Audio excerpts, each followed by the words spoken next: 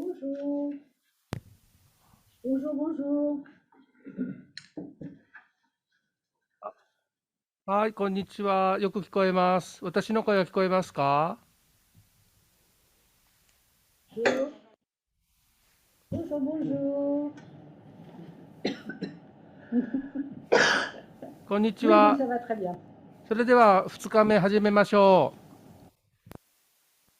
ドミニクさん、よOui, ろしく c'est お très 願いし bien. ます。Merci beaucoup.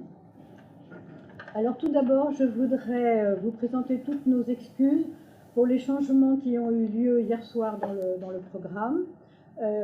Il s'est passé la chose suivante, un sarcophage très ancien du XIVe siècle a été découvert dans la cathédrale Notre-Dame de Paris et la ministre de la Culture, Madame Roselyne Bachelot, a organisé en urgence une réunion sur le terrain sur le site ce matin même et elle a mobilisé les experts autour d'elle pour cette visite. C'est ainsi que Philippe Villeneuve ne pourra pas être avec nous, mais il sera remplacé par Rémi Frounon qui interviendra pour lui.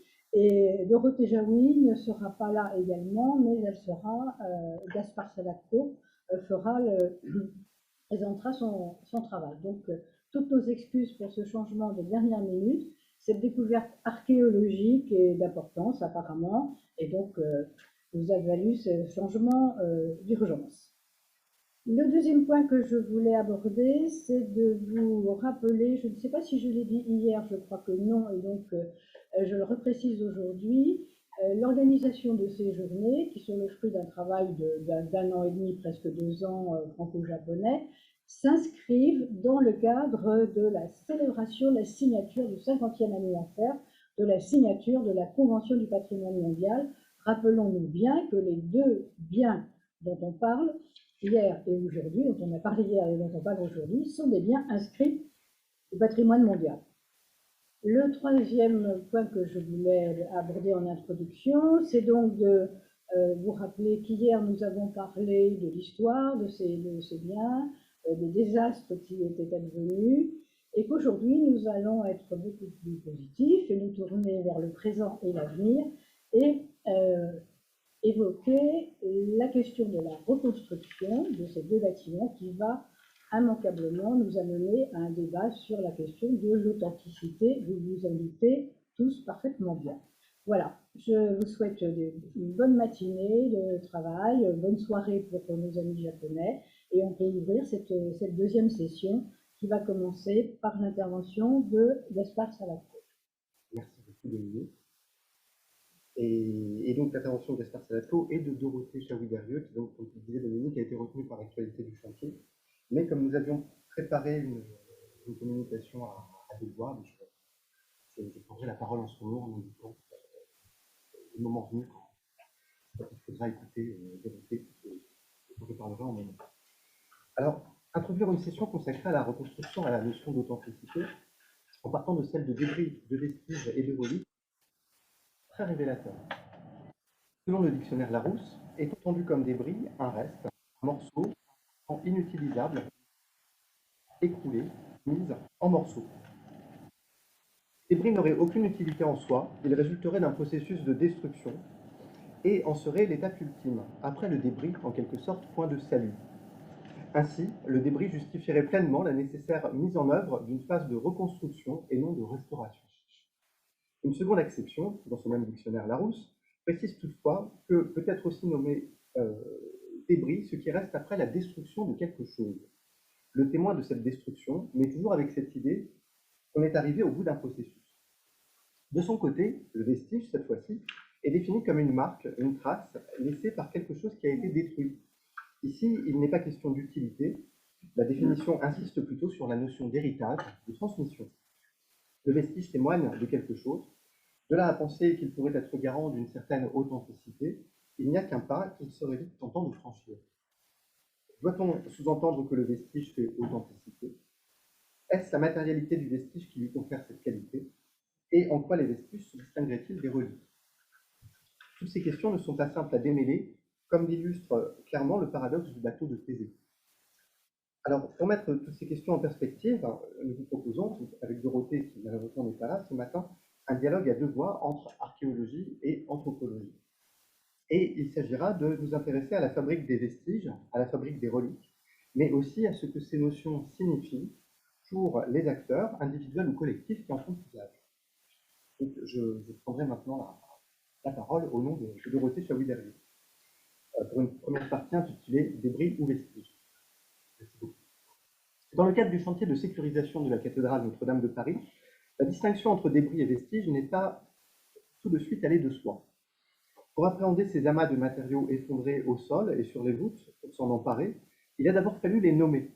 Très vite, s'est ainsi posé la question de la qualification de ces centaines de milliers de bois provenant de la charpente de la flèche effondrée, des centaines de mètres cubes de blocs de pierre issus de la chute de la voûte à la croisée de l'arc hublot de la nef, de ces centaines de morceaux de métal utilisés notamment dans la construction de la flèche, le tout enchevêtré au milieu de tubes d'échafaudage, de mobilier liturgique, en place au moment de l'incendie.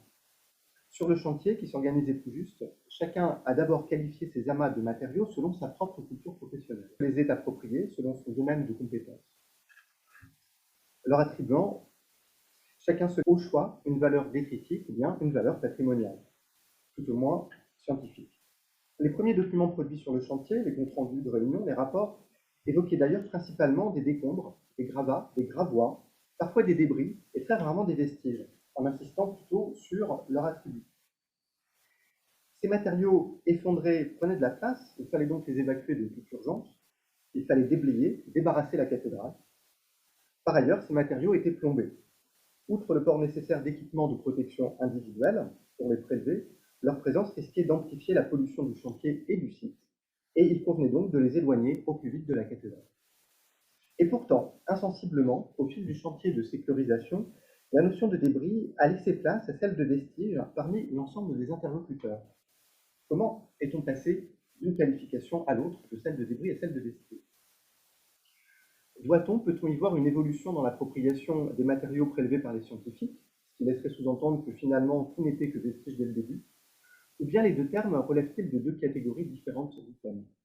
Presque 3 ans après l'incendie, il semble possible d'y voir l'aboutissement de deux processus menés de manière concomitante. Alors, d'une part, la mise en œuvre d'un protocole empirique de tri sur le site, et d'autre part, la mise en œuvre d'un travail de pédagogie de longue haleine mené à destination de tous les intervenants. Car si pour beaucoup d'acteurs sur le chantier, la sémantique attribuée à ces matériaux effondrés n'avait tout à fait légitimement aucune importance, elle en avait une pour les scientifiques présents dès le lendemain sur le site, comme pour l'ensemble de la communauté scientifique mobilisée dès le jour du drame. Pour tout cela, en effet, aucun doute n'était permis quant à la valeur archéologique, historique, patrimoniale de tous ces matériaux. La charpente effondrée, les blocs de la croisée de l'arc hublot, les armatures de métal, les crêtes de faîtage, etc. Tous ces éléments effondrés ne pouvaient en aucun cas être considérés comme arrivant au bout de chaîne, ne pouvaient être appréhendés littéralement comme des débris qui n'auraient plus aucune utilité.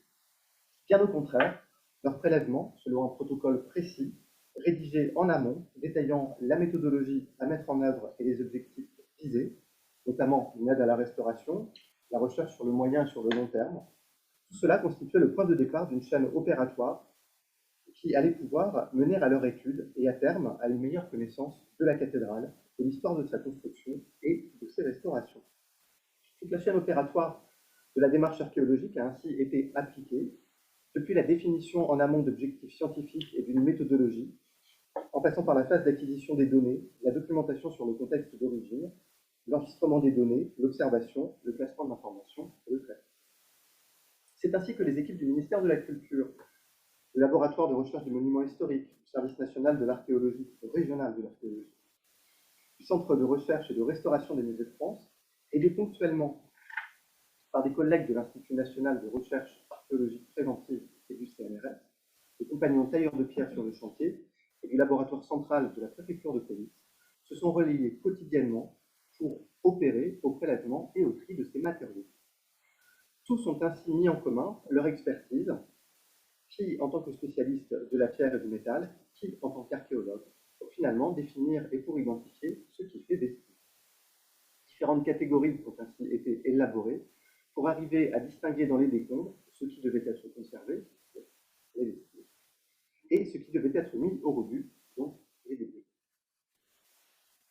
Les scientifiques, ne pouvant accéder directement aux amas pour des questions de sécurité, eh bien, ce sont des conducteurs d'engins téléguidés qui ont œuvré pour eux au sol, qui ont œuvré pour eux au sol, des cordistes sur les voûtes, devenant leurs mains et leurs yeux. Là aussi, il a fallu mettre en place une pédagogie du vestige, expliquer ce que nous souhaitions prélever et conserver, comment et dans quel objectif. À terme se posent les questions suivantes. Est-ce le tri et le protocole mis en œuvre qui ont créé la distinction entre débris et vestiges, c'est-à-dire entre ce qui ne pourrait plus être utile pour la recherche et la restauration et ce qui était riche d'informations scientifiques, ou bien est-ce le regard porté par les spécialistes qui a contribué à créer cette distinction entre débris et vestiges? On peut en effet s'interroger sur cette notion de fabrique des vestiges et sur l'autorité ayant légitimité pour les définir ainsi.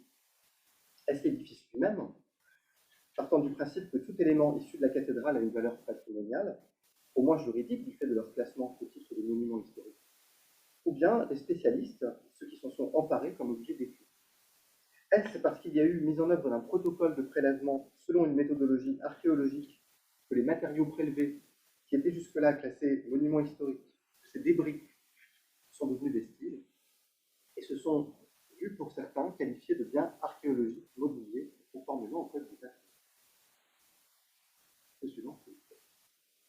Au fur et à mesure de l'avancement du chantier, le terme vestige a ainsi fait son chemin, apparaissant progressivement dans les discussions, mais aussi dans les comptes rendus de réunions, dans la définition des tâches des uns et des autres, les fameux briefings de poste du matin, jusqu'à l'instauration, 6 mois après l'incendie, de réunions vestiges hebdomadaires. En l'espace de 2 ans, en effet, nous sommes passés d'un protocole d'évacuation des débris à une convention de dépôt pour l'étude des vestiges. Cette convention, signée entre le CNRS et la Direction régionale des affaires culturelles de l'Île-de-France, va permettre de gérer les prélèvements d'échantillons qui vont être réalisés par les laboratoires dans le cadre du chantier scientifique mis en place. Le tri achevé, ce qui était conservé, a ainsi acquis le statut de vestige, s'est élevé, pour ainsi dire, au rang de vestige. Chacun a fini par s'approprier ce terme, allant parfois jusqu'à qualifier de vestige tout objet provenant du chantier. Pour l'anecdote, ce fut le cas d'un extincteur carbonisé dans l'incendie, qui avait transformé finalement en relique. Alors à ce moment-là de la communication de Dorothée Chauvet-Derrieux, je passe la parole, et donc je prends la suite de ce propos pour vous parler des vestiges et des reliques en les abordant cette fois-ci du point de vue de l'anthropologie. Alors, durant le premier confinement, dans la soirée du 21 mars 2020, 2 hommes étaient arrêtés sur le site de Notre-Dame de Paris alors qu'ils entreprenaient de dérober des pierres. Pour nous, anthropologues, qui nous intéressions aux émotions liées à l'incendie, du chantier scientifique Notre-Dame de Paris, les articles consacrés à cet événement nous ont permis de découvrir que l'échafaudage était les craintes du chantier et que dans les jours suivant l'incendie, des faux charbons auraient même été mis en vente sur Internet. Je représente un tweet qu'avait présenté hier ma collègue Claude Duvoisin, avec la mise en vente d'un présumé bois calciné issu de Notre-Dame de Paris. Loin d'être anecdotique, ces faits divers interrogent la façon dont les émotions qui sont liées à l'incendie de Notre-Dame s'incarnent jusque dans la matérialité même de l'édifice. C'est ainsi que les soins et les attentes qui sont portés aux objets et à la matière de Notre-Dame de Paris se sont imposés à nous, anthropologues, comme un observatoire privilégié pour comprendre comment des matériaux blessés cristallisent des discours, des usages, des attentes et des propositions qui sont d'une grande diversité. Alors depuis maintenant plus d'un an, ces processus sont au centre d'une ethnographie visuelle et collaborative que nous conduisons dans le cadre du programme de recherche pluridisciplinaire soutenu par la Fondation des sciences du patrimoine. Vous voyez à gauche une blague.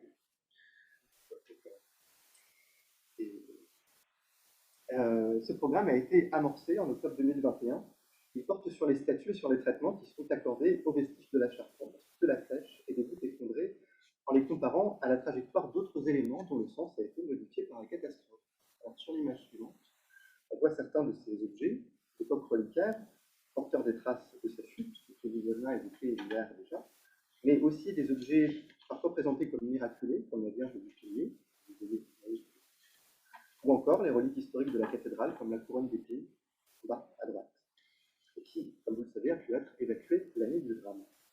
Il s'agissait également pour nous de porter une attention particulière aux nombreuses demandes de débris qui, nous disait-on, avaient été adressées à la cathédrale. Alors je vous présenterai à présent les apports de cette enquête collective, puis je présenterai plus dans le détail certains de ces aspects. L'enquête a montré que les trajectoires des vestiges et des objets ne sont pas tracées d'avance. Ce sont, et Dorothée le rappelait tout à l'heure, à travers ma voix, ce sont les différents acteurs individuels et collectifs qui sont concernés par ces matériaux et par leur manipulation, qui finalement en infléchissent les devenir possibles en sélectionnant ce qui sera indexé, ce qui sera nettoyé, dépollué, conservé, exposé, réemployé, etc. Alors, les vestiges de Notre-Dame, on l'a vu à l'instant, ont été mis à l'écart.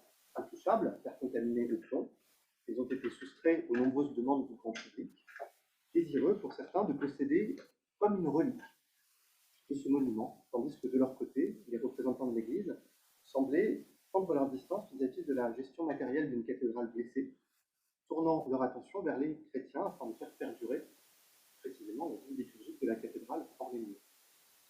Cette partition est intéressante car elle invite à poser un regard renouvelé sur la fabrique de l'authenticité religieuse et la fabrique de l'authenticité patrimoniale, en montrant à quel point la matière de Notre-Dame est chargée d'enjeux religieux, patrimoniaux, mais aussi juridiques, voire politiques.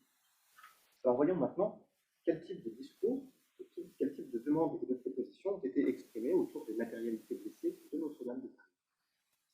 Alors, on peut le voir sur l'image suivante. En entrant dans la cathédrale sinistrée, le matin du 16 avril 2019, les premiers témoins découvrent une image contrastée. Un amas de pierres et de bois calcinés, très sombre, mais surplombé par la croix dorée de Marc de Curie. Le contraste entre cette croix lumineuse et les décombres a pu être interprété de bien des manières, théologiques notamment, car le jour de l'incendie ouvrait la Semaine Sainte, qui, dans le christianisme, marque la passion, la crucifixion et la résurrection de Christ. D'un autre côté, les médias n'ont pas manqué de donner à voir l'émotion ressentie face à l'étendue matérielle du désastre. Alors, ce qu'on aperçoit sur l'image suivante, comme ici, en haut à gauche, on est au lendemain de l'incendie sur une chaîne nationale et on voit un des guides de Notre-Dame, incrédule, faire rouler dans sa main un morceau de charbon amassé sur le parapet. En bas à droite, une autre image où on aperçoit, toujours dans une émission retransmise sur une chaîne nationale, le recteur de la cathédrale interviewé sous les barnums qui accueillent les vestiges de Notre-Dame de Paris et vous voyez à l'instant même de Alors, comme en écho à cette spectacularisation de l'émotion exprimée au contact de la ruine, eh bien, des demandes singulières sont rapidement adressées à la cathédrale. Il s'agit de lettres, il s'agit d'emails qui proviennent de particuliers qui sont désireux, qui se disent désireux de posséder un morceau de Notre-Dame. Tout l'intérêt de ces demandes, c'est qu'elles montrent que l'attachement du grand public à la cathédrale dépasse de loin la vocation culturelle ou la dévotion nationale du monument. Alors, quelles sont ces demandes et de qui proviennent-elles? Ces demandes proviennent tout d'abord de particuliers qui écrivent. Ils écrivent pour dire leur attachement biographique au monument et pour en demander un fragment. C'est le cas de ce couple américain. On peut voir la diapo suivante. C'est le cas d'un couple américain qui demande à recevoir un morceau de la charpente brûlée en souvenir du baptême de leur fille qui s'était déroulé à Notre-Dame dans les années 1960. D'autres demandes proviennent d'artistes qui, eux, sont désireux d'incorporer à leur création des éléments de l'incendie. Il s'agit de bois calcinés, de pierres de la voûte explosées, voire même de débris de l'échafaud. D'autres lettres encore sont adressées dans une perspective de conseil. On propose au clergé de mettre en vente les débris de Notre-Dame pour en financer la reconstruction. Ces conseils sont parfois accompagnés de propositions de packaging, si vous autorisez le terme, ou de merchandising, si vous autorisez encore ce terme, entre guillemets, comme cette proposition de, je cite, broyer les restes de la flèche en petits morceaux et de les commercialiser dans des bouteilles marquées d'un logo de la cathédrale Notre-Dame de Paris, avec un numéro de série qui identifie ce fragment. Vous voyez, bien sûr, la question de l'authenticité. Alors, de telles propositions pourraient paraître anecdotiques, mais elles trouvent plus largement écho dans un article publié il y a quelques mois dans la revue Challenge, une revue d'économie, 2 ans après l'incendie, formulait une proposition qui allait complètement à contre-courant de l'illégalité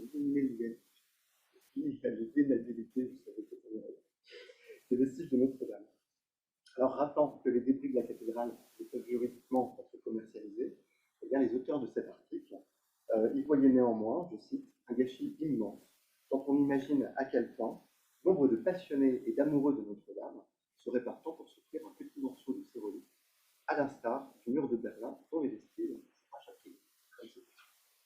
Alors, porter un regard anthropologique sur toutes ces demandes, ce n'est pas, vous l'aurez compris, juger de leur pertinence ou de leur légitimité.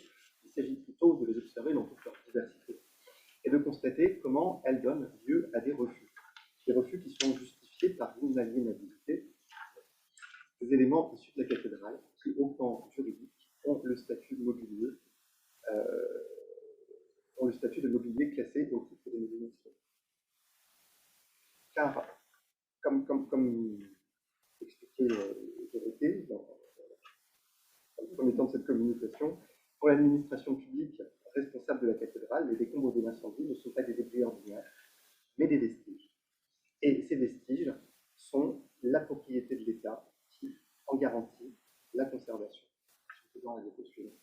La position de l'Église catholique est tout autre, puisque pour cette institution, les décombres de la charpente brûlée ne se distinguent en rien, à la rigueur, d'autres éléments de bois calciné. Attribuer une quelconque exceptionnalité à ces décombres reviendrait à instaurer une analogie trompeuse avec les reliques, qui, elles, sont des traces matérielles de l'histoire chrétienne, pour la vénération sur des pratiques rituellement codifiées. Les institutions cultuelles et patrimoniales empruntent donc des chemins différents pour célébrer l'exceptionnalité de l'édifice et pour donner sens au drame. Mais cela n'empêche pas les amoureux de Notre-Dame, en l'expression employée par les journalistes de la revue Challenge, de continuer à formuler des demandes qui sont parfois très éloignées de ces logiques institutionnelles. Comme un étudiant en art appliqué, désireux de réaliser un reliquaire pour y conserver un fragment de la charpente. Une proposition qui, vous l'aurez compris, entre en contradiction, et pas pour les mêmes raisons, avec la position des institutions patrimoniales et avec la position des institutions ecclésiastiques. Tout cela indique combien les reliques des uns ne sont pas les reliques des autres. Merci infiniment, cher Gaspard, pour cette très intéressante communication à deux voix, ce duo fictif, à deux voix moins une, ce duo fictif.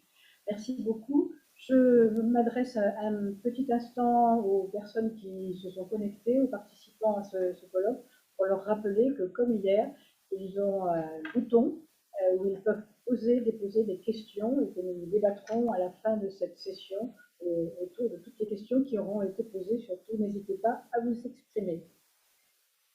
Maintenant, nous allons passer à une séquence très importante qui est celle du chantier en lui-même, actuel. Où en sommes-nous? Comment ça se déroule? Vous allez nous expliquer tous les secrets qui nous taraudent. Je vous passe la parole, Rémi Fromm. Bonjour, merci beaucoup déjà de nous avoir invités à ce colloque.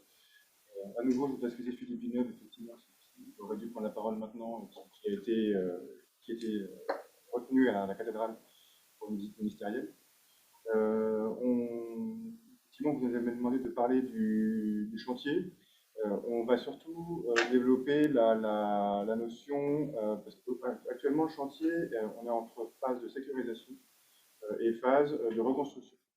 Le chantier est en cours, on dépouille la cathédrale. C'est vrai que c'est assez peu spectaculaire par rapport à ce qui a pu être fait précédemment et ce qui sera fait dans les prochains mois. Je pense qu'il est peut-être aussi intéressant aujourd'hui de débattre sur le parti de restauration et sur le projet de restauration qu'on a mené. Expliquer pourquoi est-ce qu'on est arrivé à cette logique de reconstruction de la cathédrale qui reste quasiment identique. On va passer à la suivante. Donc en fait, juste après l'incendie, et là je vais m'inscrire dans la suite de ce qu'a dit Philippe hier, très vite s'est posé la question de qu'est-ce qu'on va faire de la cathédrale. Il y a eu plusieurs options qui ont été mises sur la table, de venir reconstruire à l'identique ou principalement de venir construire quelque chose de neuf, de différent. On a suivi une logique qu'on a essayé d'être rigoureuse. Il faut d'abord déterminer quel était le niveau de perte de la cathédrale, tant en termes de l'édifice, mais aussi en termes patrimoniaux. Donc on a commencé par essayer de comprendre à quel objet on avait affaire, un objet qu'on connaissait assez bien. Donc on a commencé par regarder, en même temps qu'on faisait la sécurisation, on a regardé on a compilé en fait, toutes les connaissances qu'on avait de la cathédrale et des parties d'histoire. Donc, voilà, on peut passer à la suivante. Voilà. Notre-Dame, en fait, on se situe finalement au milieu, à peu près, hein, on est en 163-145. Donc c'est à la fois très tôt et assez tardivement dans les premières cathédrales gothiques françaises. Et on est vraiment à un moment charnière du développement de l'architecture gothique. Pour ce qui concerne les charpentes, on voit en fait, on est vraiment au milieu, on est entre Sens, on est entre Sens, en gros, et Bourges, par exemple, qui est quasiment contemporain de Notre-Dame de Paris. Reims et Amiens sont un tout petit peu après. On va passer à la suivante. On est à la charnière, Notre-Dame de Paris, il y a une double révolution. Une première révolution qui est une révolution conceptuelle, c'est-à-dire qu'on va inventer au tournant des XIIe et XIIIe siècles ce qu'on appelle l'art du trait, qui est aussi maintenant aujourd'hui classé au patrimoine immatériel de l'UNESCO. L'art du trait, ça consiste en quoi? C'est la capacité qu'ont les charpentiers à dessiner en amont toutes les pièces de bois d'une charpente et à les tailler avec une très grande précision, y compris les charpentes les plus complexes. Donc ça permet en fait de tailler ce qu'on appelle à pied d'œuvre, donc c'est au pied de l'édifice, sur des aires planes, des charpentes qu'on va monter après en élévation. Et quand vous montez des charpentes en élévation, vous assemblez, il n'y a aucune reprise à faire une fois que vous êtes sur le chantier. Ça, c'est une des grandes caractéristiques de cette révolution intellectuelle, et ça, qui va permettre de concevoir des charpentes de plus en plus grandes et de plus en plus complexes. Cette révolution, on a la même dans la pierre, avec la stéréotomie. C'est exactement le même principe, c'est-à-dire que vous allez pouvoir concevoir des ouvrages très complexes et les tailler pièce à pièce, côte à côte, hein, ou dans des trucs différents, sur la base d'un seul et même dessin. C'est extrêmement efficace, extrêmement lourd. La deuxième révolution, c'est une révolution qui est technique. Alors là, je vais être un petit peu, il va y avoir des vocabulaires un peu spécifiques. Donc, on passe d'un assemblage qu'on appelle à dévêtissement latéral, c'est l'image que vous avez en haut à gauche. Donc, à dévêtissement latéral, vous avez un assemblage qui vient plaquer sur un autre assemblage. Cet assemblage-là, il est assez simple à tailler, il est assez simple à assembler. Et le problème, c'est que dans le temps, il a tendance à s'ouvrir et à chasser aussi, à pouvoir avoir des mouvements. Au XIIIe siècle, entre le XIIe et le XIIIe siècle, se fait cette révolution qui est l'invention du tenon et mortaise, où vous avez un tenon, donc c'est un embout mâle qui va dans une mortaise, un embout femelle. C'est le même avantage que l'assemblage à dévêtissement latéral, c'est-à-dire que c'est relativement facile à tailler et à assembler. Et ça présente un double avantage, c'est que le tenon en mortaise ne peut plus sortir latéralement. Il ne peut sortir qu'en étant tiède. Quand on met une cheville qui est un petit peu résistante, en fait, l'assemblage est extrêmement résistant, ça peut durer pendant des temps.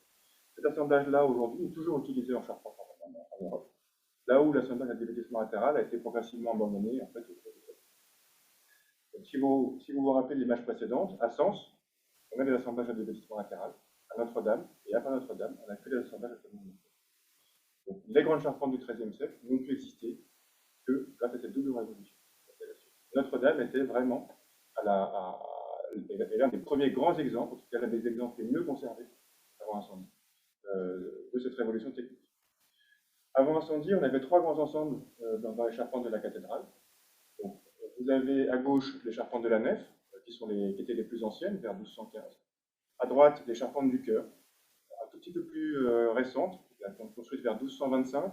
Et ces charpentes-là sont en reconstruction de charpentes initiales qui ont été démontées puis remontées suite à la surélévation des maçonneries du chœur à la toute fin du XIIe ou au début du XIIIe siècle.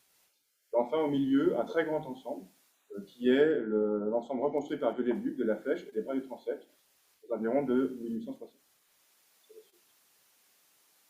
Ça, c'est le plan général du Grand Comble, c'est assez clair. Donc, vous avez un type de charpente qui est particulier, qu'on appelle à chevron formant ferme. Chaque élément est structurel pour les parties gothiques, donc de la nef et du chœur, à gauche et à droite. Il y a un autre élément à ferme et pâte, c'est-à-dire que vous avez des grandes charpentes qui portent des poutres, qui portent la couverture, qui sont des charpentes modernes de Viollet-le-Duc avec la flèche. C'est les fautes de croix que vous avez au milieu. Donc là, vous avez les poutres transversales sur le transept, où on voit très bien les différences de rythme entre les charpentes gothiques et les charpentes de Viollet-le-Duc. Vous avez les traits verticaux qui marquent la jonction entre les deux. Donc en rouge, c'est toutes les parties qui vont être reconstruites suite à l'incendie. Alors, là, on est dans les charpentes de la nef, vers 1214. Donc, c'est des charpentes qui sont extrêmement bien conçues, qui sont extrêmement bien documentées, on va en parler après, et qui ont l'avantage qui ont bien résisté dans le temps, notamment parce que, comme on voit sur le dessin, c'est des fermes qu'on appelle des fermes gigognes, c'est un peu comme les cucurules qui sont éliminés. Vous avez une première charpente extérieure qui vient tenir le toit, et une deuxième charpente intérieure qui vient finalement soutenir l'ensemble structurellement. Si vous avez des éléments qui lâchent, vous avez toujours d'autres éléments qui permettent de tenir l'ensemble. Ce qui explique la grande longévité des charpentes, notamment de l'année. Pour le cœur, c'est un tout petit peu différent, mais le principe général est le même. Ça, c'est juste parce qu'on va voir. Alors, on s'est rendu compte que ces charpentes, donc ça, c'est une étude qu'on a faite a posteriori sur la base de relevés, dont je vais vous parler juste après. On s'est rendu compte que ces charpentes, en fait, n'avaient fait l'objet d'aucune modification structurelle dans leur histoire, si ce n'est des modifications liées à des défauts d'entretien de la couverture. En fait, c'est les fuites en couverture qui ont induit des dégradations des bois, qui ont elles-mêmes induit des dégradations des charpentes. Donc, finalement, l'ouvrage lui-même était parfaitement conçu. On a un retour d'expérience de plus de 800 ans sur des charpentes qui n'ont pas bougé, si ce n'est à cause de problèmes d'entretien. Donc, on a fait aussi l'étude a posteriori de savoir qu'est-ce qui avait été conservé avant l'incendie et qu'est-ce qui avait été modifié. Donc, vous avez en haut, en marron, tous les bois conservés qui étaient encore en place médiévaux avant l'incendie. En jaune, juste en dessous, tous les bois de réparation. En bleu, les renforcements qui concernent uniquement le terre. Des modifications des chevrons, parce qu'on a eu des réflexions de couverture, il a fallu reprendre les pentes des chevrons un petit peu pour refaire les couvertures. C'est la suivante. On a aussi remarqué qu'on avait une très grande continuité de conception dans les charpentes depuis le début du XIIe siècle jusqu'à Vélé-Duc, avec ce qu'on appelle les lignes d'épure. Donc les lignes d'épure, c'est les lignes qui permettent aux charpentiers de tracer les grandes lignes de la charpente. Les lignes d'épure qui sont continues entre les charpentes de la nef de 1215, les charpentes du cœur de 1225, mais aussi les charpentes de Vélé-Duc des années 1860. Donc une très grande continuité, à la fois technique, structurelle, mais aussi conceptuelle. Voilà. Alors, ensuite, les sources. On avait énormément de documents, notamment les documents de l'architecte, de Vélé-Duc. Donc ça, c'est le document de la main, de l'atelier de Vélé-Duc. À gauche, un élément de la base de la flèche. À droite, les étages ajourés. Enfin, au milieu, les étages ajourés. Et à droite, ce sont les planches du dictionnaire de Vélé-Duc, dans lesquelles il décrit extrêmement précisément la flèche qu'il a reconstruite. Et ce sont des plans d'une rigueur extraordinaire. On utilise aujourd'hui comme source principale, une des sources pour la reconstruction de la flèche. Donc on avait aussi les documents de l'entreprise de charpente Bellu, les documents d'exécution, que vous voyez là à gauche et à droite, et des maquettes réalisées par l'entreprise, dont l'une d'entre elles se situe dans mon cellule ici. Vous en avez une autre qui est exposée à la et ces maquettes, pareil, sont extrêmement précises, et tous les assemblages sont rapportés. D'autres éléments qu'on pourrait parler de mémoire qui concernent plus la mémoire vivante, il y a eu dans les années 1970 des compagnons charpentiers qui, pour être reçus à leur tour de France, c'est partie de leur formation, ont réalisé ce qu'on appelle un chef-d'œuvre. Donc ils ont réalisé la maquette de la flèche de la cathédrale. Ils ont fait des relevés très précis aussi pour réaliser cette flèche.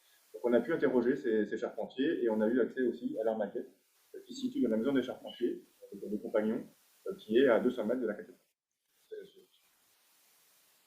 Alors, autre source très importante pour nous, c'était le relevé que j'ai pu faire avec mon associé Cédric Tranceau des comptes de la cathédrale pendant notre formation de l'école de Chaillot, qui est devenue architecte du patrimoine, où, sous la direction de Benjamin Mouton, on a eu le plaisir, la chance et l'honneur de pouvoir relever très précisément l'ensemble des charpentes gothiques de la cathédrale, dans leur état tel qu'il était, en fait, et qu'on a pu les voir. Donc, on a relevé l'ensemble des éléments qu'on a pu voir, tant les éléments d'origine, gothique, que toutes les réparations, toutes les modifications. Ce qui a permis ensuite de faire les planches que vous avez pu voir précédemment. C'est à la suivante. Donc, ça, c'est des dessins qu'on a produits avec Cédric. Donc, ce sont des groupes, hein, principalement, avec des petits croquis qui permettent d'expliciter les points particuliers, les points saillants, qui nous ont paru dignes d'intérêt. Ensuite, une documentation plus généraliste, mais qui s'est avérée finalement paradoxalement assez pauvre, si ce n'est pour remettre, en tout cas dans le détail, mais extrêmement intéressante pour remettre les charpentes de la cathédrale dans leur contexte historique. Voilà, donc on en a parlé précédemment, les vestiges, qui sont aussi une source très importante pour nous de connaissance de la charpente, puisque tout ce qu'on n'a pas pu relever, en fait, paradoxalement, le fait que la charpente est brûlée, c'est un vrai avantage pour nous aujourd'hui, puisqu'on a pu accéder à des parties qui étaient non accessibles. On va passer à la suivante. Alors, un autre élément très important, c'est les flèches contemporaines de la cathédrale. Celle de la cathédrale, ou quasiment contemporaine, notamment celle de la Sainte-Chapelle, que vous avez à gauche, et celle de la cathédrale de Sainte-Croix d'Orléans, à droite, qui ont été toutes les deux réalisées, non pas par Viollet-le-Duc, mais en tout cas par la même entreprise, Bellu, quelques années, enfin pas quelques années, c'est 4 à 5 ans, avant la construction de la flèche Notre-Dame. Et là, on a des éléments techniques qui sont extrêmement précieux, notamment pour les assemblages, qui sont très complexes dans ces ouvrages, assemblage de charpente, et qu'on retrouve qu'on retrouvait dans la flèche disparue de Notre-Dame. Voilà. Et on avait une documentation photographique aussi assez importante qui nous a permis de compléter ces connaissances. Ensuite, l'autre question, c'est est-ce qu'on avait les matériaux et le savoir-faire pour travailler sur ces charpentes? C'est la suivante. Donc la réponse est oui. On a en France des très très belles forêts de chênes, parmi les plus belles d'Europe, si ce n'est les plus belles, selon les forestiers, avec des chênes de très très grande qualité. Et vous voyez donc à gauche un des chênes qu'on a prélevé pour la reconstruction de la flèche. Et vous avez, on voit les petits personnages en bas du côté de l'arbre, ils sont tout petits. Vous avez un fût qui est tout droit, qui fait 20 mètres de haut, qui va permettre de reconstruire les poutres diagonales du tabouret de la flèche. Et vous avez encore quelques dizaines de milliers de chênes en France de ce type qui vont pouvoir servir pour d'autres charpentes, d'autres usages, à court, moyen et très long terme. Vous avez à droite les tout petites arbres que vous voyez, en fait, c'est des petits chênes en train de pousser. Donc le renouvellement est là et les forêts sont toujours renouvelées. Donc on aura pour les siècles à venir, si on continue à entretenir aussi bien nos forêts, de quoi reconstruire. On a encore les techniques pour reconstruire, tant les techniques traditionnelles du 19e que les techniques plus ancestrales du Moyen-Âge. C'est la suivante. Ce qu'on peut voir là, donc taille manuelle, mais aussi taille mixte avec les outils contemporains. Donc, sachant qu'on a la connaissance des ouvrages, qu'on a les moyens humains, les moyens techniques, grâce aux dons, on a les moyens financiers, on a la possibilité, si on choisit, de reconstruire les charpentes. Donc on a fait un petit arbre des possibles avec les différentes solutions qu'on avait envisagées. Donc 3 grandes solutions, je vais aller très vite. Soit ne rien reconstruire, conserver les lacunes. Soit construire quelque chose de différent, soit construire la même chose. Conserver les lacunes, ça nous a paru extrêmement difficile, parce que Notre-Dame était un symbole tel, classé patrimoine mondial de l'UNESCO, qu'il y avait une telle émotion qu'on n'a pas pu conserver la terre. Reconstruire à l'identique, là paradoxalement, on a été assez servi par tous les projets qui ont été proposés à l'extérieur et qui en fait aucun n'a vraiment convaincu en tout cas l'opinion ni les instances. Et suite à ce qu'on avait pu voir de ce qu'on connaissait de l'édifice, les moyens qu'on avait pour le reconstruire, on a pris le parti de le reconstruire. Donc ça c'est les charpentes avant incendie et le projet de reconstruction des charpentes gothiques. Finalement, on reconstruit les charpentes dans leur état initial en retirant toutes les réparations liées à des défauts d'entretien. Des dessins qui ont servi pour présenter le projet de restauration. Donc là aujourd'hui, pour revenir sur le sujet initial, on est en pleine phase de ce qu'on appelle les appels d'offres, c'est-à-dire qu'on est en train de sélectionner les entreprises qui vont reconstruire la flèche, donc charpente, couverture, mais aussi maçonnerie et chauffage. Et donc là, vous avez des éléments du dossier qu'on a remis aux entreprises pour qu'elles puissent chiffrer et estimer le travail qu'ils vont avoir à réaliser. Donc on a réalisé comme ça des dessins, il y a quelques centaines de dessins d'assemblage. On a à peu près 2000 assemblages dans la flèche qui ont permis de déterminer, assemblage par assemblage, comment on allait devoir reconstruire la flèche. Et tout ça, c'est fait sur la base des documents qu'on a. C'est des dessins qui sont extrêmement rigoureux, extrêmement justes, et on est précis, parfaitement rigoureux et exact. Donc, la justesse de la reconstitution de l'ouvrage qu'on va pouvoir reconstruire. Donc, pourquoi est-ce qu'on fait tout ça? Évidemment, c'est pour transmettre à la fois un patrimoine matériel, donc la flèche, on pourra en reparler après, je pense, pour participer, mais aussi le patrimoine immatériel, puisque reconstruire un ouvrage comme ça en bois aujourd'hui, ça implique des connaissances très importantes, notamment pour les charpentiers dans l'art du trait, on a parlé au début, parce que la flèche de Notre-Dame, et c'est vrai que je n'en ai pas encore parlé, était un grand chef-d'œuvre de l'art du trait du XIXe siècle. Le XIXe siècle lui-même étant une espèce d'aboutissement dans l'art du trait. Donc en fait, Notre-Dame, la flèche de Notre-Dame est sans doute l'un des éléments, l'un des ouvrages de bois les plus complexes dans l'art du trait qu'on puisse trouver sur les plaquettes. Et puis évidemment, la transmission des savoir-faire, puisque si on rompt un des maillons de la chaîne, si on n'entretient pas bien les forêts, si on ne sait pas débiter les bois, si on ne sait pas tailler les bois, ben, on ne sait pas reconstruire la cathédrale. Donc évidemment, le facteur humain, la transmission, c'est extrêmement.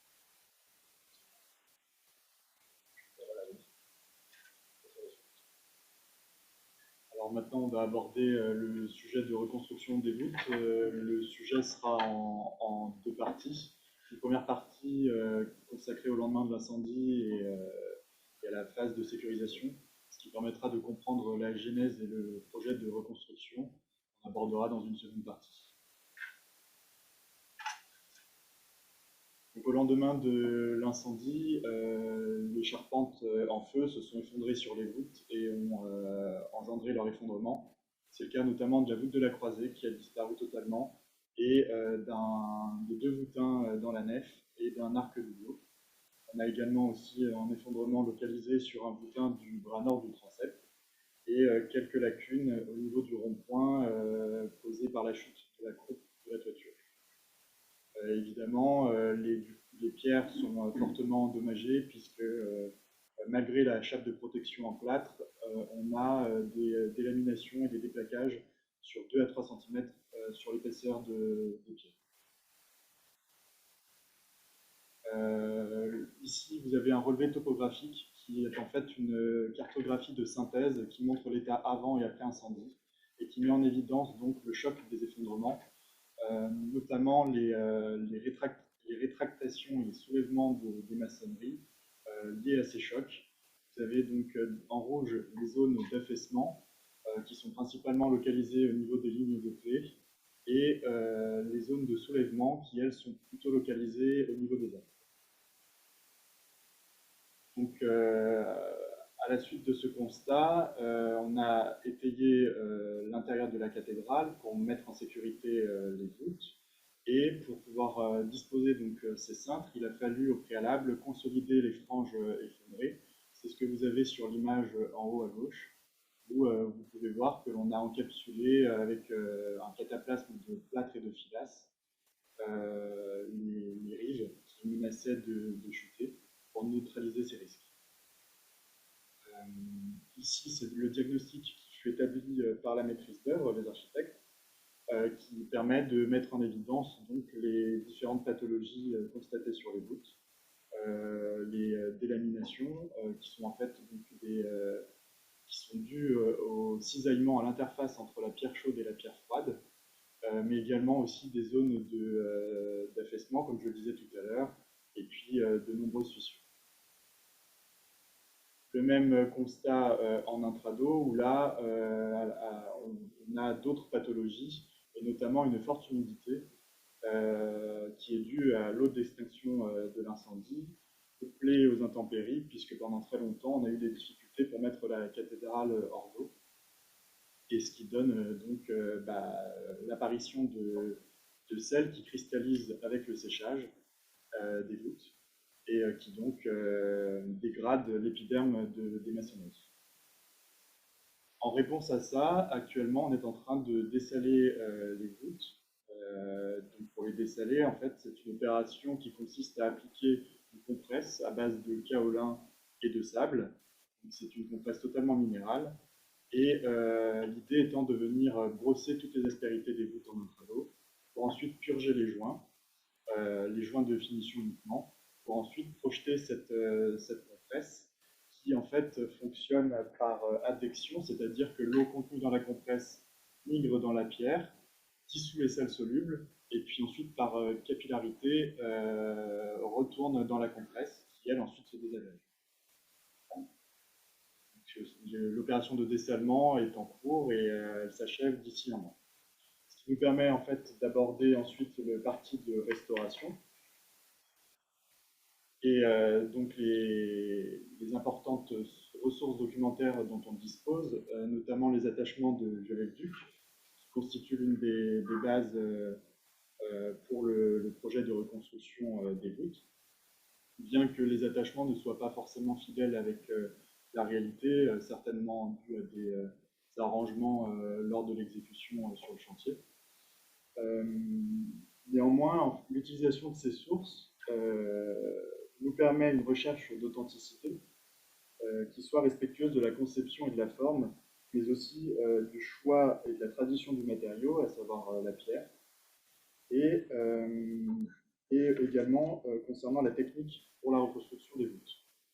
Alors évidemment, ce propos fait écho au document de Nara sur l'authenticité de 1994, qui est dans l'esprit de la Charte de Venise de 1964, et qui est en fait un prolongement conceptuel de celle-ci. Le projet de reconstruction des voûtes se base aussi sur une recherche analogique avec d'autres cathédrales et voûtes sinistrées, que ce soit par des incendies ou par des guerres. Ici, vous avez l'exemple de la cathédrale de Soissons qui se situe au nord de Paris et qui nous permet de voir le système le principe constructif pour rebâtir les voûtes, qui est similaire à celui de Notre-Dame, c'est-à-dire que nous avons des cintres sous les arcs et ensuite une reconstruction à la cerce de tous les voûtins. Donc c'est une réalisation sans coffrage. Avant d'entrer un peu plus dans le détail de reconstruction des voûtes, je voulais aborder le principe de remontage expérimental qui fut mené l'année dernière sur l'arc doubleau de la nef, dont l'objectif était à la fois de documenter la connaissance sur les principes constructifs médiévaux, mais aussi de répertorier l'ensemble des claveaux retrouvés dans les vestiges pour essayer de remonter l'arc dans son état avant incendie. Il s'avère que d'un point de vue de la critique d'authenticité, on était un petit peu bloqué puisque on avait donc 79 claveaux à repositionner et autant d'hypothèses. Donc à ce jour, on n'a pas réussi à identifier l'emplacement de tous les claveaux. Et d'autant plus que seuls 5 claveaux sont potentiellement remployables, ce qui rendrait la chose totalement anecdotique si on venait à les replacer dans l'arc de façon aléatoire. Donc le parti pris des architectes est de reconstruire l'arc totalement en pierre neuve. Concernant la pierre, justement, ici vous avez une cartographie de carrières qui concerne les pierres en œuvre à Notre-Dame. Il faut savoir que la plupart des carrières utilisées à l'époque médiévale et aussi à l'époque de Viollet-le-Duc sont totalement fermées puisqu'elles se situent maintenant sous la ville de Paris. Et donc pour trouver les pierres disponibles qui soient à la fois compatibles d'un point de vue esthétique mais aussi d'un point de vue mécanique avec les pierres en œuvre, une mission fut confiée au BRGM afin de recenser les carrières disponibles en France. Et donc, pour les pierres des voûtes, nous allons nous fournir dans l'Oise. Donc, c'est de la pierre de Croix-Huard et c'est une pierre calcaire assez dure et qui sera principalement utilisée pour les claveaux. Et pour les voussoirs, ce sera de la pierre de Saint-Maximin qui se situe aussi au nord de Paris. Alors ici, vous avez le principe de reconstruction des voûtes. Comme je le disais tout à l'heure, avec un principe de cintre. Ce sont des étaiments en bois qui viennent sous les arcs. Et puis l'ensemble est contreventé avec un dispositif de cerces secondaires et tertiaires, ce qui permettra ensuite de disposer des cerces mobiles entre ces éléments principaux pour venir venir remonter les voûtins et les pierres une à une. Sur la diapo suivante, vous avez donc la restitution de la géométrie de voûte. L'idée étant bien évidemment de restituer la géométrie telle qu'elle était avant incendie, avec, simplement en prenant en compte le fluage des mortiers. Et c'est la raison pour laquelle nous allons légèrement rehausser la forme des voûtes pour que lors du décintrement, les voûtes puissent se remettre en charge et retrouver leur forme d'origine. Enfin, d'origine après incendie, puisque les voûtes ont 800 ans et donc ont subi le temps et se sont aussi un petit peu déformées avec la structure de l'édifice. Et concernant la restitution du calepin et de voussoirs notamment, le parti pris étant de restituer l'ensemble des lits de pierre, qui sera lui strictement respecté. En revanche, pour ce qui est des dimensions de voussoirs, là on aura une plus grande liberté sur le calepin, bien que les gabarits, eux, soient totalement respectés pour la reconstruction. Un mot sur la restitution des décors et notamment de l'anneau de compression qui, lui, a totalement disparu dans les décombres. Vous avez donc ici quelques vestiges qui ont pu être récupérés. Sur les 4 têtes d'ange que constituait l'anneau de compression, seules 2 ont pu être retrouvées presque intactes, si je puis dire. Malheureusement, l'ensemble des poussées de voûte, enfin de la voûte de la croisée, s'exerce dans cet anneau de compression. Et donc, il n'est pas envisagé de remployer des fragments de cet anneau de compression qui, lui, est donc totalement fracturé et mutilé. Et pour finir, un mot sur la consolidation des voûtes, où le parti pris pour récupérer cette perte d'épaisseur causée par l'incendie, l'idée étant de venir créer une chape structurelle qui sera fibrée, une chape de chaux, et ensuite de par-dessus venir disposer une chape de plâtre inossuge qui permettra donc de protéger les voûtes des incendies. Et à l'interface de ces deux chapes, nous mettrons en place un géotextile qui permettra de résorber les phénomènes de condensation à l'interface entre ces deux chapes. Merci beaucoup. Marie-Hélène Didier. Et donc, moi, je vais lire cette séquence passionnante sur le chantier. Je vais terminer avec ce que l'on a appelé les chapelles tests qui ont permis de choisir les différents protocoles utilisés dans le nettoyage intérieur de la cathédrale, je dirais dans la restauration intérieure de la cathédrale. Si on peut passer la suivante. Donc, dès le mois de septembre 2019, le laboratoire de recherche des monuments historiques nous a aidés à définir ces protocoles. Je rappellerai juste ce qu'est le laboratoire de recherche, qui est donc une structure qui dépend du ministère de la Culture et qui nous aide sur tous les chantiers monuments historiques en France. Lorsque l'on se pose une question sur un chantier, comment nettoyer, comment consolider, quelle pathologie avons-nous, et le but est qu'ils puissent nous répondre le plus vite possible, puisqu'un chantier a toujours un temps limité et nous devons avoir des réponses, je dirais, quasi immédiates. Là, on avait un peu plus de temps. Nous avons été aidés donc, par plusieurs pôles de ce laboratoire, le pôle pierre, le pôle métal, le pôle polychromie, le pôle bois et le pôle microbiologie, ce qui recouvre à peu près tous les matériaux que nous trouvons à l'intérieur de la cathédrale. Donc, dès septembre 2019, le laboratoire, en particulier là ici le pôle pierre, a fait plusieurs essais dans une des chapelles de la cathédrale pour voir comment à la fois la dépolluer et la nettoyer en même temps, en essayant plusieurs produits disponibles sur le commerce. Et donc là, vous avez dans ces bandes les essais des différents produits, le but étant d'en retenir 2 à la fin pour les essayer vraiment dans ce qu'on a appelé les chapelles tests. Là, vous êtes dans la chapelle Saint-Éloi et vous voyez les différents essais qui ont été analysés par la suite. La suivante. La même chose a été faite pour les décors. Donc, ces décors date de l'époque de la restauration de Viollet-le-Duc, se trouve dans toutes les chapelles du chœur. Et le but était là aussi de savoir quel était le produit le plus efficace pour nettoyer ces peintures, sachant qu'en 2018, on avait déjà restauré une autre chapelle complètement, qui est la chapelle Saint-Germain, qui est côté nord du déambulatoire, qui a permis d'accélérer la mise en place du protocole de nettoyage de ces chapelles, puisque le protocole appliqué en 2018 a été repris et un tout petit peu amélioré.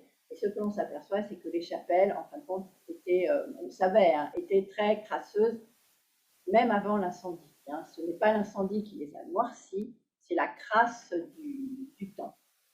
La suivante. Et donc, sur les peintures, voici la première chapelle test, donc la chapelle Saint-Ferdinand, que vous voyez sur le plan, donc aussi côté nord. Ces chapelles ont été choisies parce qu'elles étaient les plus encrassées, qu'elles présentaient toutes les pathologies possibles pour avoir le meilleur résultat, sachant que ce chantier des chapelles test permettait d'évaluer la durée de mise en place du protocole, sachant qu'avec le protocole long, le chantier dure un peu plus de temps qu'un chantier, je dirais, normal. Savoir si ce nettoyage était bien efficace, et pour permettre, en fin de compte, d'avoir une évaluation en temps, donc une évaluation financière, pour permettre de faire des appels d'offres qui sont là également en cours et quasiment tous attribués au jour d'aujourd'hui pour permettre la restauration future. Donc là, vous voyez le nettoyage de cette chapelle qui est assez impressionnant. Vous avez l'état crasseux et l'état nettoyé. Ces peintures sont d'une très très grande qualité. Les seuls endroits abîmés sont les endroits qui ont reçu des fuites d'eau. Sinon, tout le reste, c'est, une fois nettoyé, c'est état neuf. Il n'y a quasiment pas eu de retouche sur ces éléments. Et là, vous avez sur la photo du milieu aussi voilà, le nettoyage et la couleur de la colonne au-dessus du nettoyage. La suivante. Les mêmes essais ont été faits sur différents matériaux. Donc les matériaux sculptés. Dans ces chapelles, il y a des monuments en marbre. Donc là, vous voyez avec toutes les petites étiquettes, puisqu'une fois qu'on a le protocole, on l'affine parce que certains matériaux ne répondent pas forcément comme on souhaitait au départ. Donc là, vous avez les essais sur le marbre. La même chose a été faite sur les grilles. Donc, différents essais pour savoir lequel, pareil, était le plus efficace. Et là, pareil, on s'est aperçu qu'un simple nettoyage, les grilles reprenaient leur couleur et les petites feuilles redevenaient dorées. La suivante. Donc là, je vous montre, parce que c'est un plaisir des yeux, donc les chapelles nettoyées, donc la chapelle Saint-Ferdinand, totalement restaurée. Et ce que l'on voit, là, on a nettoyé non seulement la chapelle, mais la travée attenante dans le déambulatoire. Et ce que l'on constate, c'est que lorsque Viollet-le-Duc a fait peindre ces chapelles, la couleur de la colonne à l'entrée de la chapelle correspond à la couleur du déambulatoire. Donc, obligatoirement, Viollet-le-Duc avait dû nettoyer la cathédrale, sinon on n'aurait pas cette correspondance de couleurs qui est absolument parfaite. La suivante. Nous avons fait également des essais sur les vitraux. Les essais, en fin de compte, ont été faits avec des vitraux déposés. Pour la chapelle Saint-Ferdinand, on a décidé de la restaurer complètement. Donc, les vitraux ont été déposés et d'autres essais ont été faits en place. Comme on peut l'imaginer, les essais les plus performants ont montré qu'il fallait déposer les vitraux pour les nettoyer complètement. Les nettoyer en place, on s'est aperçu que le protocole ne fonctionnait pas. qu'il suffisait dans ces cas-là de les aspirer. Et comme le temps nous manque, la restauration des vitraux se fera avec la restauration extérieure de la cathédrale, car en 2024, la cathédrale ne sera pas finie. C'est un chantier permanent comme tout grand bâtiment, et la restauration de ces vitraux se fera en même temps que la restauration extérieure, car les meneaux ne sont pas en bon état, et donc ils seront repris dans le chantier après 2024. La suivante.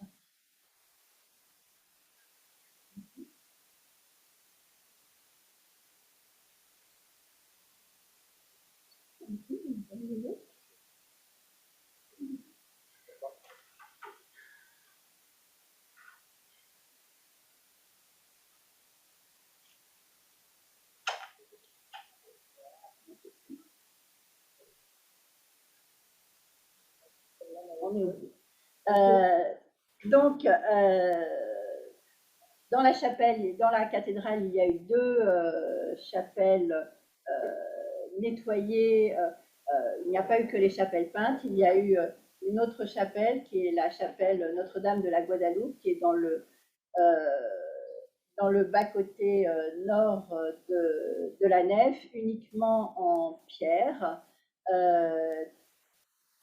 et qui a donc fait l'objet également de protocoles de nettoyage. Donc vous avez vu les essais tout à l'heure. Donc 2 produits ont été essayés. L'un a été plus performant que l'autre, donc c'est pareil, il a été indiqué aux entreprises répondant à l'appel d'offres quel a été le protocole employé. Il s'est avéré que dans cette chapelle, les joints étaient très difficiles à nettoyer, donc des essais de laser ont également été faits, très performants. Donc la technique sera également employée au moment de la restauration.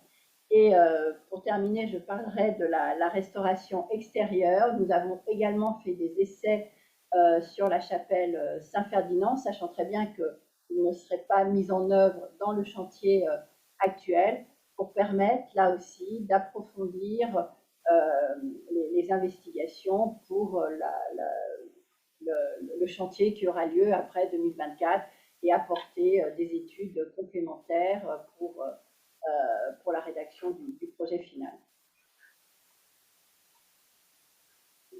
Merci beaucoup Marie-Hélène Didier, et bravo à tous les trois. Vous avez tenu d'abord des propos fort intéressants et passionnants dans les délais impartis de façon tout à fait remarquable. En conclusion de cette séquence sur Notre-Dame, peut-être peut-on dire, comme le président de la République l'avait dit, que Notre-Dame sera encore plus belle. On avait trouvé que nous, c'était bizarre parce qu'on la trouvait déjà très très belle comme ça, mais je crois qu'il avait raison, elle sera effectivement encore plus belle après. Merci beaucoup pour toutes ces informations absolument passionnantes sur le chantier en cours et sur le chantier à venir, puisqu'apparemment, au-delà de 2024, la cathédrale continuera à être chouchoutée par les spécialistes qui sont à son chevet. Merci infiniment à tous pour vos prestations absolument passionnantes. Je crois que maintenant, Toshi, on fait une petite pause, si tu en es d'accord, et on reprend nos travaux en se concentrant. ありがとうございました。大変面白い発表が次々と続いて、とても興味深いセッションだったと思います。